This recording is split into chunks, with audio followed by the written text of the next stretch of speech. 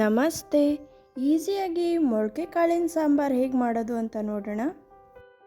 ಮೊದಲಿಗೆ ಮಸಾಲೆನ ಪ್ರಿಪೇರ್ ಮಾಡ್ಕೊಳ್ಳೋಕ್ಕೆ ಒಂದು ಮಿಕ್ಸಿ ಜಾರ್ಗೆ ಈರುಳ್ಳಿ, ಟೊಮ್ಯಾಟೊ, ತೆಂಗಿನಕಾಯಿ, ಹುರಿಗಡಲೆ, ಕೊತ್ತಂಬರಿ ಸೊಪ್ಪು, ಹುಣಸೆಹಣ್ಣು, ಬೆಳ್ಳುಳ್ಳಿ, ಮನೆಯಲ್ಲೇ ಮಾಡಿರೋ ಅಂಥ ಸಾಂಬಾರು ಪೌಡರ್ ಹಾಕ್ಕೊಂಡು ಮಸಾಲ ಪೇಸ್ಟ್ ಮಾಡ್ಕೊಳ್ಳೋಣ.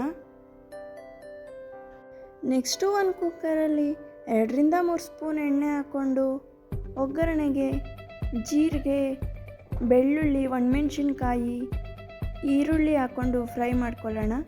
ನಂತರ ಟೊಮ್ಯಾಟೊ, ನಾನಿಲ್ಲಿ ಕಡಲೆಕಾಳು, ಹೆಸರುಕಾಳು, ಹುರುಳಿಕಾಳು, ಬಟಾಣಿನ ಮೊಳಕೆ ಕಾಳು ಹಾಕ್ಕೊಂಡಿದ್ದೀನಿ. ನಂತರ ಆಲೂಗಡ್ಡೆ, ಬದನೆಕಾಯಿ ಹಾಕ್ಕೊಂಡು ನೀಟಾಗಿ ಫ್ರೈ ಮಾಡ್ಕೊಳ್ಳೋಣ. ಸ್ವಲ್ಪ ಉಪ್ಪು, ಅರಿಶಿಣ ಪುಡಿ ಹಾಕ್ಕೊಂಡು ಟೊಮ್ಯಾಟೊ ಸಾಫ್ಟ್ ಆಗೋವರೆಗೂ ಫ್ರೈ ಮಾಡ್ಕೋಬೇಕು.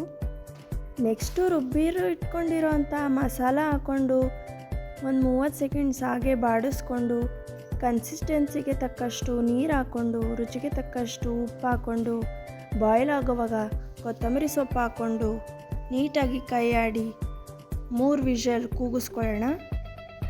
ರುಚಿಯಾದ ಮತ್ತು ಆರೋಗ್ಯಕರವಾದ ಮೊಳಕೆ ಕಟ್ಟಿದ ಕಾಳಿನ ಸಾಂಬಾರ್ ರೆಡಿ.